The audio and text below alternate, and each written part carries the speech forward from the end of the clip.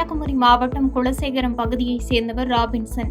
இவர் இறைச்சகுளம் பகுதியில் வேலிமலை அடிவாரத்தில் உள்ள கல்லூரி அருகே கால்வாய் கரையோரம் சென்று கொண்டிருந்தார்.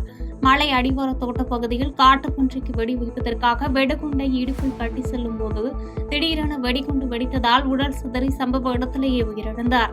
இதுகுறித்து பூதபாண்டி போலீசார் சம்பவ இடம் வந்து ராபின்சன் உடலை கைப்பற்றி பிரேத பரிசோதனைக்காக நாகர்கோவில் அரசு மருத்துவக் கல்லூரி மருத்துவமனைக்கு அனுப்பி வைத்து இது தொடர்பாக தீவிர விசாரணை நடத்தி வருகின்றனர். காஞ்சிபுரம் அருகே நடைபெற்ற திமுக விளையாட்டு மேம்பாட்டு அணியின் மண்டல அளவிலான கலந்துரையாடல் கூட்டத்தில் பங்கேற்ற தயாநிதி மாறன் எம்பி செய்தியாளர்களுக்கு பேட்டியளித்தார். அப்போது பேசிய அவர், நடிகர் விஜய் கட்சி ஆரம்பித்ததற்கும் நடத்தவுள்ள மாநாட்டிற்கும் வாழ்த்து தெரிவித்தார். அறிவியல் பூர்வமாக வளர்ந்து கொண்டு இருக்கும் நிலையில் மூட நம்பிக்கைகளை வளர்த்து கொண்டு செயல்பட வேண்டாம் என ஆன்மீக சொற்பொழிவாளர் மகாவிஷ்ணு செயல் குறித்த செய்தியாளர் கேள்விக்கு பதிலளித்தார். இந்நிகழ்ச்சியில் காஞ்சிபுரம் நாடாளுமன்ற உறுப்பினர் க. செல்வம், சட்டமன்ற உறுப்பினர்கள் சுந்தர், ஏழரசன் என பலர் கலந்து கொண்டனர். மாநாட்டுக்கும் ஒரு 21 இதோட வாழ்த்துக்கள் வேற சொல்ல முடியும், வாழ்த்துக்கள் தான் சொல்ல முடியும். அது மட்டும் இல்லாமல் மூட நம்பிக்கைகளை எந்த விதத்திலும் நம்ம வளர்த்துக்கூடாது.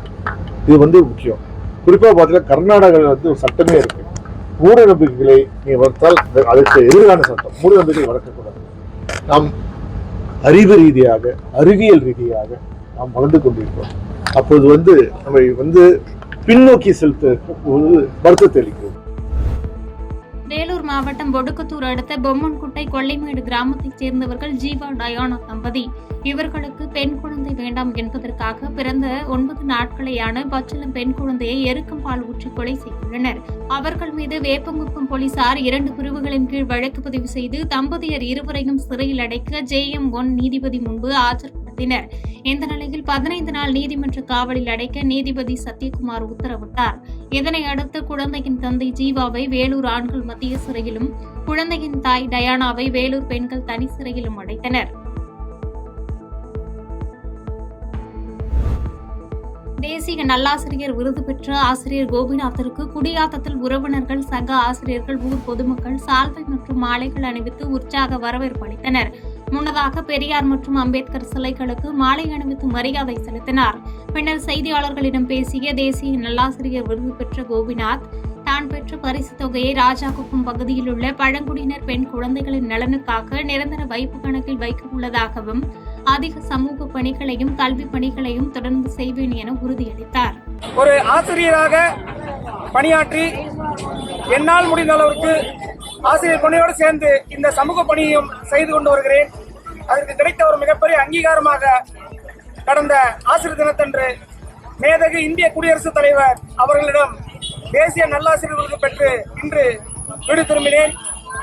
இங்கு எனது ஊர் பொதுமக்களும், நண்பர்களும், கொள்கைசார் தோழர்களும் சிறப்பாக வரவேற்பு கொடுத்து என்னை மிகவும் நெகிழ்ச்சியில் ஆழ்த்தியிருக்கிறார்கள். எனது களப்பணியும் கல்வி பணியும் மேலும் சிறந்து விளங்க, இன்னும் வேகமாக இந்த களத்தில் நான் செயல்பட இது பெருதவியாக இருக்கும் என்று நான் நம்புகிறேன். என்னால் முடிந்த மட்டும் இந்த சமூகத்திற்கும், மாணவ சமூகத்திற்கும் தொடர்ந்து பணி செய்து கொண்டிருப்பேன் என்று நான் உறுதி கூறுகிறேன். மயிலாடுதுறையில் உள்ள இந்திய விளையாட்டு ஆணைய மைதானத்தில் மாவட்ட தடகள அசோசியேஷன் சார்பில் மயிலாடுதுறை மற்றும் நாகை மாவட்ட அளவிலான தடகள போட்டிகள் நடைபெற்றது.